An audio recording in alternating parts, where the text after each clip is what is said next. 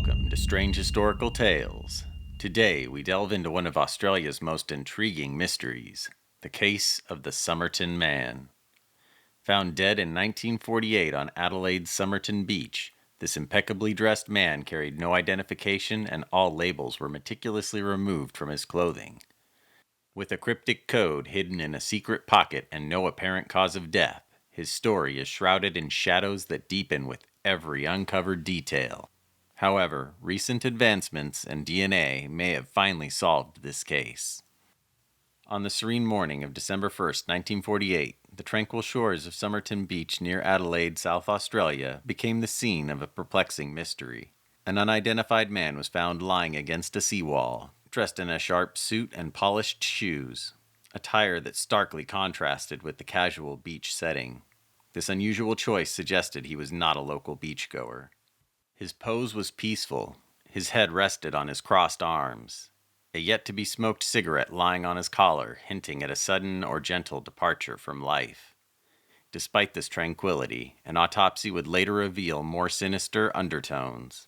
It suggested heart failure, possibly induced by an unidentified poison, as evidenced by his abnormally small pupils and enlarged spleen, classic yet inconclusive signs of poisoning. Compounding the mystery, every label had been meticulously removed from his clothing, and he carried no wallet or identification. Among his few possessions were a used bus ticket to Glenelg, an unused train ticket to Henley Beach, and a modest sum of cash. These items indicated recent travel, though there were no signs he had planned an extended stay. The case quickly captured the attention of local police and media, spurred by the enigmatic circumstances of his death. Efforts to identify him were extensive. His fingerprints and a photograph were circulated both nationally and internationally, yet no matches were found, which was highly unusual for the time and only deepened the intrigue. Owing to the public and investigative interest and the mysterious nature of his death, a plaster cast of his face and upper torso was made. This cast served not only as a tool in the ongoing attempts to identify him, but also as a lasting reminder of the unidentified man, preserving his visage for future breakthroughs. Several months after the enigmatic discovery of the Somerton Man, a new clue emerged that deepened the mystery surrounding his identity. Hidden within a tiny fob pocket sewn into the man's trousers was a small piece of paper with the words Tamám Shud printed on it. This phrase, Persian for ended or finished, is notably the last phrase from a popular book of poetry, the Rubaiyat of Omar Khayyam. The intrigue intensified when this torn scrap was linked to a specific copy of the Rubaiyat, which was found in an unlocked car parked near the beach at Glenelg, close to where the body was discovered.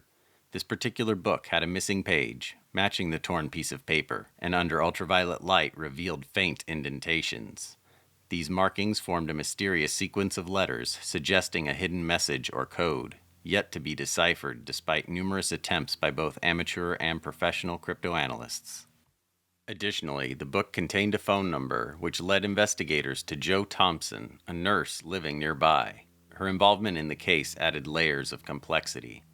Although she denied knowing the deceased, her reaction upon seeing a plaster cast of his face, a stark moment of recognition or shock, suggested otherwise.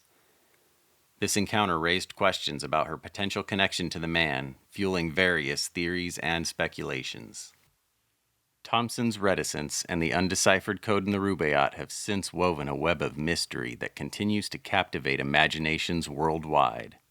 The combination of poetic endnotes, untraceable phone numbers, and a mysterious woman connected to the case has left more questions than answers, keeping the story of the Somerton Man alive in the annals of Australia's most baffling unsolved mysteries.